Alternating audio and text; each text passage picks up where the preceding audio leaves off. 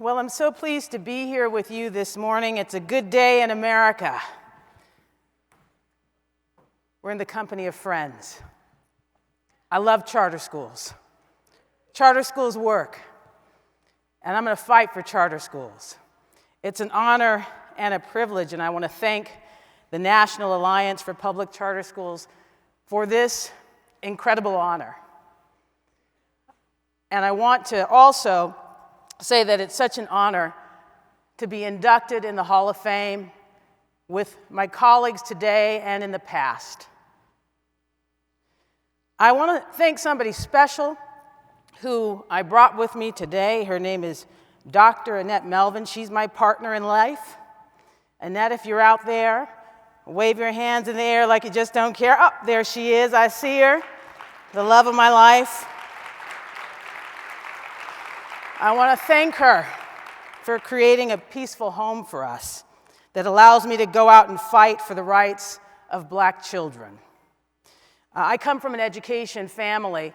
Both Annette and I are educators, and so are my parents. In fact, they were considered to be a good match because they both came from education families. We were the people in the rural South who ran the one-room schoolhouse. My mother used to tell me stories of when she was a little girl in her parents' school that she used to churn the butter for the school lunch. This was in rural South Carolina. My folks met in Greensboro, North Carolina, in 1960. They were students, my father at A&T, North Carolina, and my mother was a Bennett Bell, Bennett Women's College. They participated in the sit-ins at the Woolworths. My mother would go inside and sit at the lunch counters, and my dad would stand outside with a picket sign. That's what they in their day called a date. So we are no strangers to this work of running schools and educating the Black child. We have been steadfast, and we have faced the terrors of opposition to our education, of which there is no parallel in the current context. And so there's nothing that's happening right now that scares me. It motivates me to do my part and stand up and take my place in history, to do what my family has always done, and that is gravitate towards education. You think about the history of slaves. My great-grandmother was in slavery until the age of 12.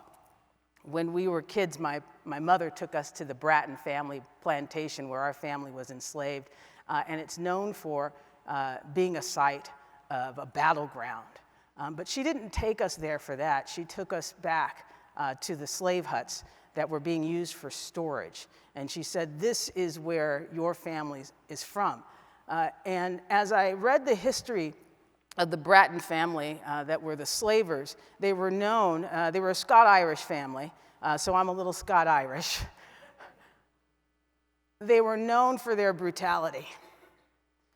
They didn't trade in money. If they owed a debt, they paid that debt in lives, in chattel.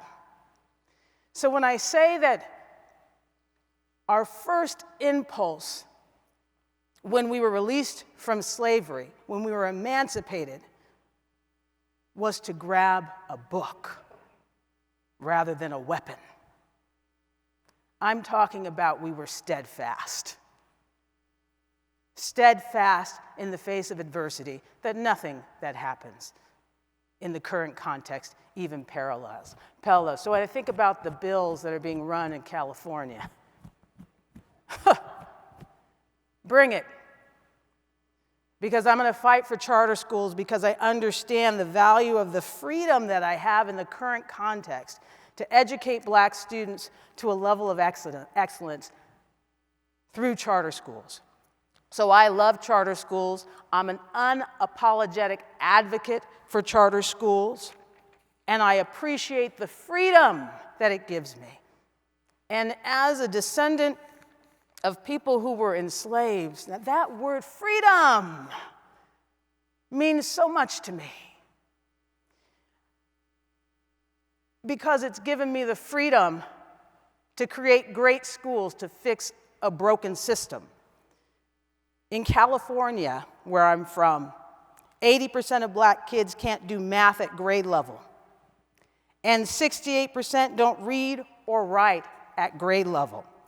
That's why black families choose to send their kids to charter schools at higher rates. There are only 10 public schools in the state with a majority black student population whose students perform in the top half of student performance, and 8 of those 10 schools are charter schools.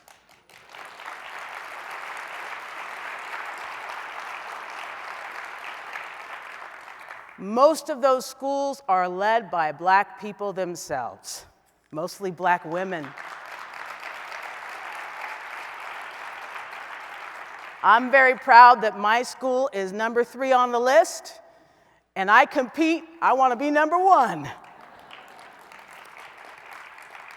And we're in an age where, for so many people who are against charter schools, the data doesn't matter anymore. In California, they've created a dashboard that's a color system where you can't tell how you've done. And parents can't tell how you've done. I'll tell you so much, data is so important to me, I carry my data in my purse. I keep it with me. It's right here. In the past 2 years, my math scores have grown by 20 percentage points. 20 percentage points. In the state, in that time period, math scores grew by 2 percentage points. So, I want to close by saying this. Politicians are not leaders when it comes to education. We're the leaders. We cannot look to them for their leadership. They're followers. They follow the polls. They follow the money. They follow the press. We follow the needs of our students.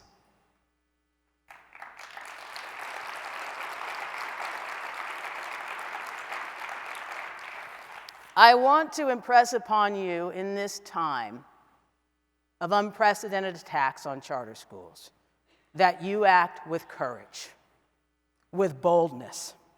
Our charge as leaders is to educate, communicate, and advocate.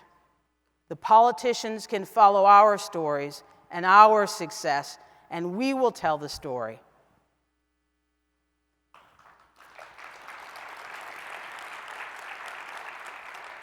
So when I return to California, I will head right back into the battle, and I want to ask you to do something for me.